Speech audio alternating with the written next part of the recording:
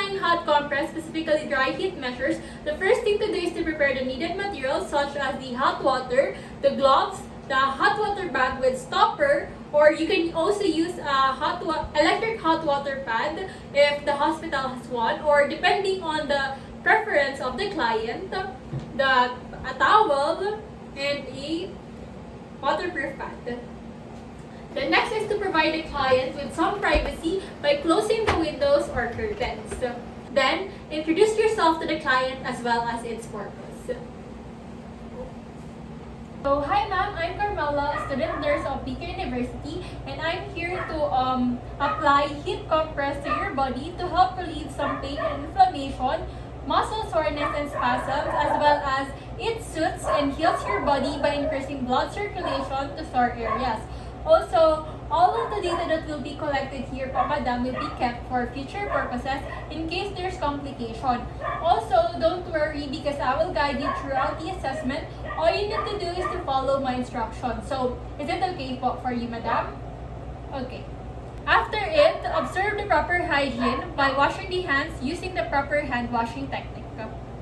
Then, wear the gloves to prevent yourself from the transfer of any microorganisms that might be present on the client.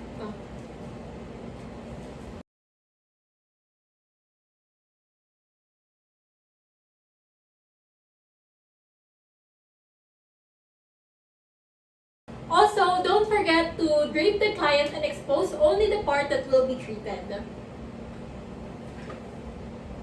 So since the client has pain on her right leg, I will only expose her right leg as well.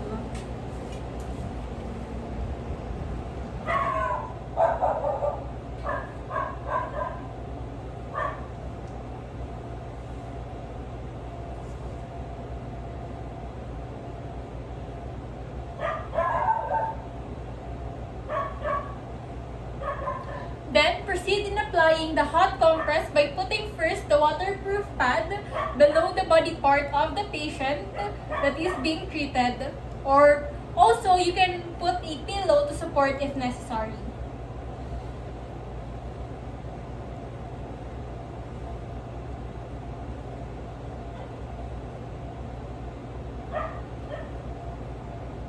Then, fill the hot water bag about 2/3 water. And also take note of its temperature. Since my patient is fully conscious, the temperature should be ranging from 46 to 52 degrees Celsius. But when the client is unconscious or debilitated, the range of the temperature should be 40.5 to 46 degrees Celsius.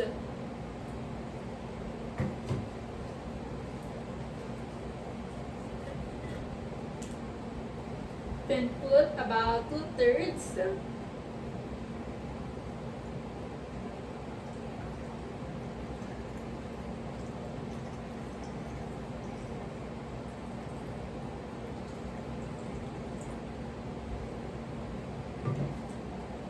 Then expel the air from the hot water bag since the remaining air from it prevents molding from the body part of the client that is going to be treated. Then secure the stopper tightly and check for leaks by holding the bottle upside down. And if there are none, dry the bottle and drop it with a hot water bottle cover, which is the towel. Then place the hot water bag on the client's leg in an upright position as well.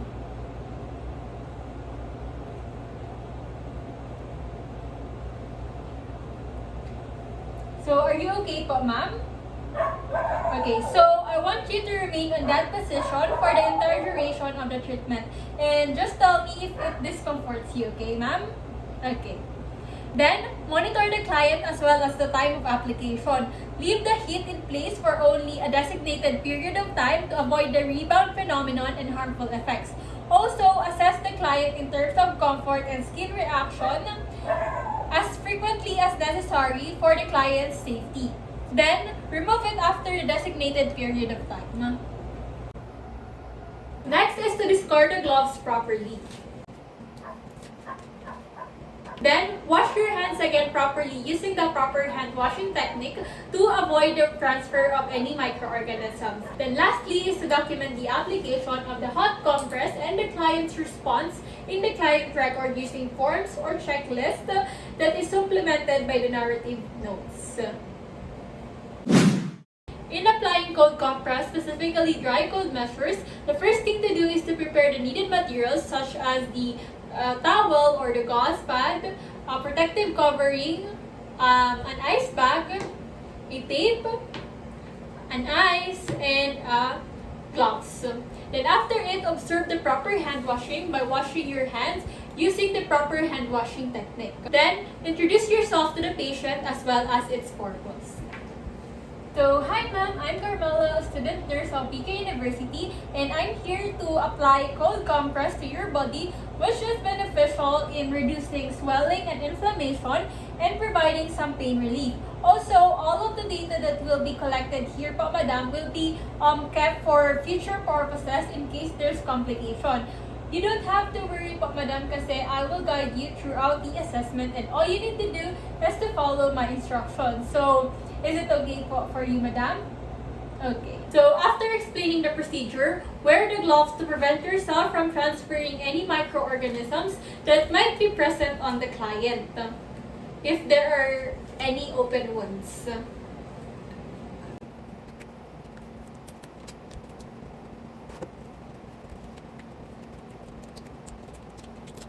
Then, provide the client with some privacy by closing the windows or curtains. Also, exposing only the area to be treated as well as providing warmth to the client to avoid chilling.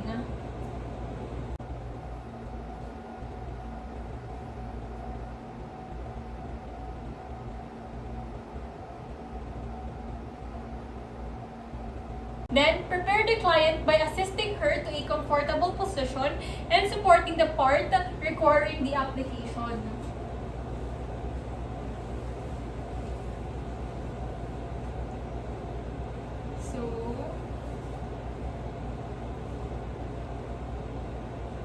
Then assist the client in a comfortable position.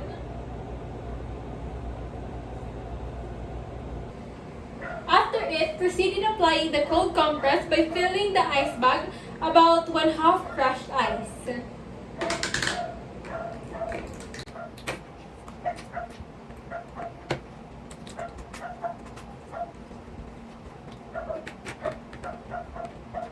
Also, take note that partial filling makes the ice bag more pliable so that it can be molded to the body part of the client. Then, remove excess air by bending or twisting the device since air inflates the device and prevents from being molded to the body part that is going to be treated. Then, insert the stopper securely into the ice bag to prevent leakage of the fluid. Also, hold the device upside down to check if there are any leakage. So, after it is to cover the device with some soft cloth cover if it's not yet equipped with one. Since the cover absorbs moisture that condenses outside the device and is more comfortable to the client.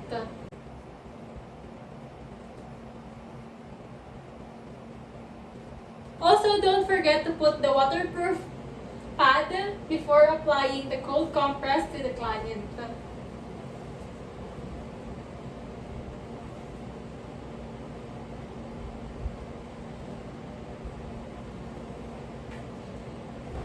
Then, hold the ice bag with a towel and secure it with a tape as necessary.